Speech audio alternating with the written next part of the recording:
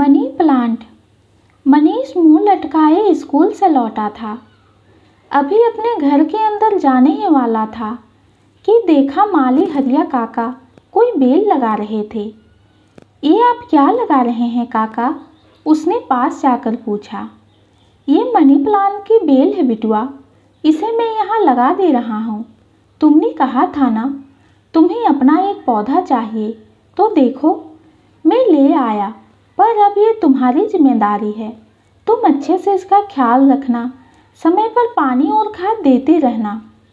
बड़ी मुश्किल से चुरा कर लाया हूँ किशन जी के बगीचे से। हरिया काका पौधे को लगाते हुए बोले। चुरा कर क्यों? वो अंकल तो बहुत अच्छे हैं, आप मांगते तो वो कभी मना नहीं करते। काका, क्या आपको मालूम नहीं चोरी करनी बुरी बात होती है?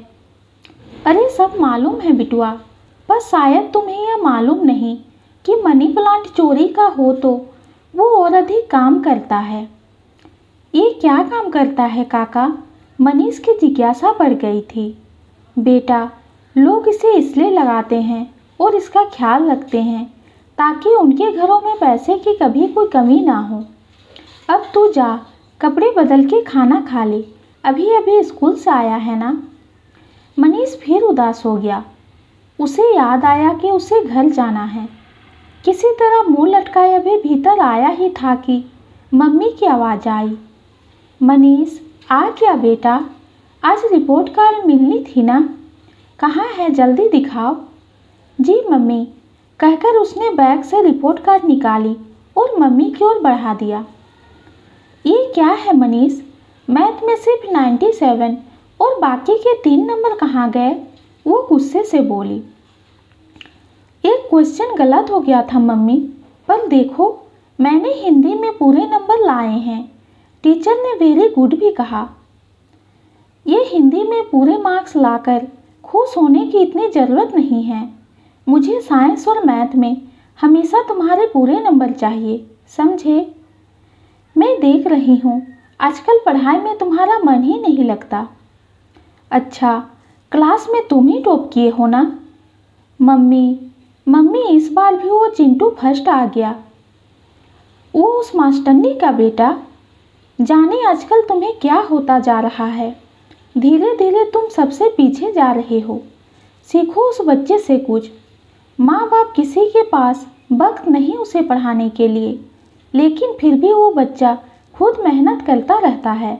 और एक तुम हो जिसके पीछे मैं सुबह से शाम तक लगी रहती हूँ, फिर भी तुम्हारा ये हाल है। अगर मैं छोड़ दूँ तो तुम तो पास भी नहीं कर पाओगे, कहकर वो गुस्से से चली गई। कुछ देर बाद वो कपड़े बदलकर उसके पास पहुँचा। मम्मी, भूख लगी है। हाँ, वो तो लगेगी ही, पढ़ो या ना पढ़ो, खाना तो पसंद का मिल ही जाता है ना, कहते हुए वो खाना निकालने लगी।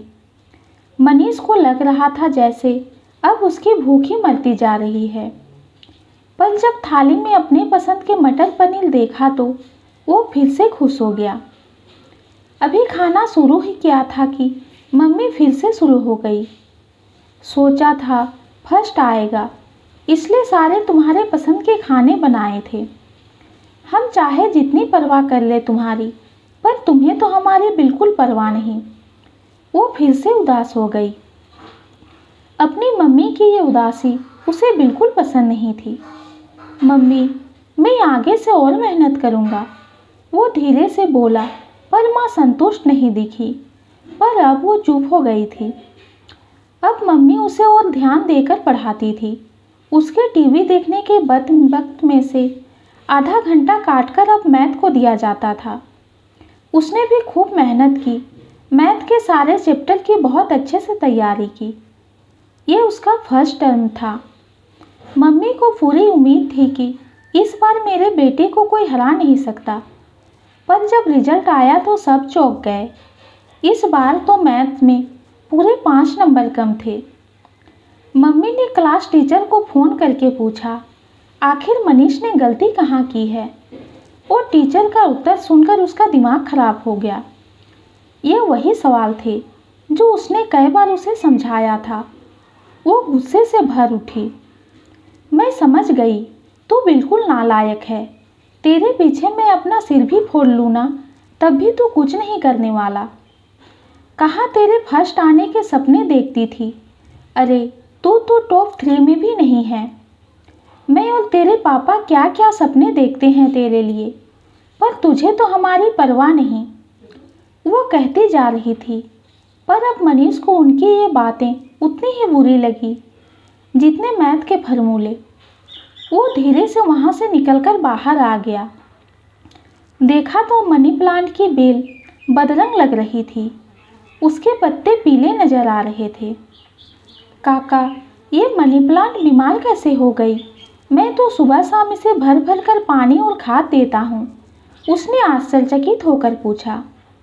ये इसलिए बेटा, क्योंकि तुम इसे ज़रूरत से अधिक पानी और खाद दे देते हो, इससे इसकी जड़ें कमज़ोर हो गई है।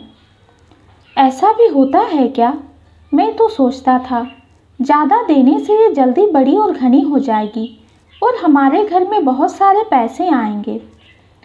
ऐसा नहीं होता है बिटुआ, अति किसी भी चीज़ के लिए बुरी ही होती है।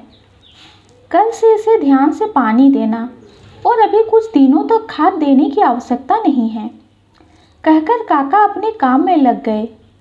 शाम को मम्मी पापा को बता रही थी कैसे अब धीरे धीरे मनीष पढ़ाई में कमज़ोर होने लगा है। अब तो वो आसान सवालों का जवाब भी गलत कर देता है। एक ही बेटा है, अगर पढ़ लिख कर किसी अच्छे पोस्ट पर नहीं पहुंचा तो उनके बुढ़ापे का क्या होगा? पापा ने उसे प्यार से अपने पास बुलाया और बोले, मनीष, तुम जानते हो तुम्हारी मम्मी आजकल कितना परेशान रहती है। तुम अच्छे से पढ़ाई क्यों नहीं करते बेटा? वो चुपचाप सिर झुकाए खड़ा रहा। तो मम्मी गुस्से से बोली, ऐसे चुप रहने से ज़िंदगी नहीं कटने वाली। ज़िंदगी जीने के लिए पैसे की ज़रूरत होती है, समझे? और ये पैसे यूं ही नहीं आते, इसके पीछे मेहनत करनी पड़ती है। क्या क्या नहीं करते हम तुम्हारे लिए, और एक तुम हो। ज़्यादा पैसे लाने के लिए मैं भी मेहनत करता था मम्मी। रोज़ सुबह शाम मनी प्लांट को भर भर कर खाद और पानी दिया, पर वो तो बीमार हो गई। हम यहाँ मनी प्लांट की नहीं, तुम्हारी बात कर रहे हैं, पापा बोले। पापा, आप लोग भी मुझे इसलिए बड़ा कर रहे हैं ना कि मैं बड़ा होकर बहुत सारे पैसे कमाऊं। आप भी मुझे कहीं से चुरा कर लाए थे क्या? ये क्या बोल रहे हो बेटा? तुम नहीं जानते, आजकल की दुनिया में पैसे हमारे लिए बहुत ज़रूरी है। इसके बिना ज़िंदगी की कोई भी खुशी नहीं मिल सकती, पापा ने समझाया।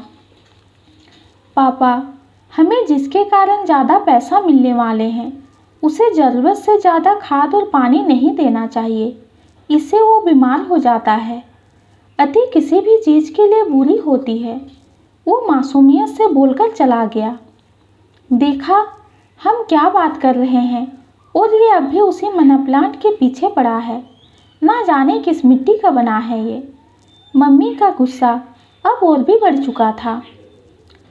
दोष मिट्टी का नहीं है मीना, बस मनी प्लांट में खाद और पानी ज़्यादा हो रहा है। उतना ही दो जितने की ज़रूरत है, नहीं तो जड़ें कमज़ोर हो जाएगी।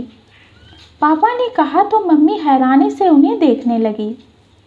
ये छोटी सी कहानी आपको कैसी लगी कमेंट में ज़रूर बताइए। कहानी पसंद आती है तो चैनल को लाइक और सब्सक्राइब कीजिए। कहानी सुनने के लिए आपका बहुत बहुत धन्यवाद।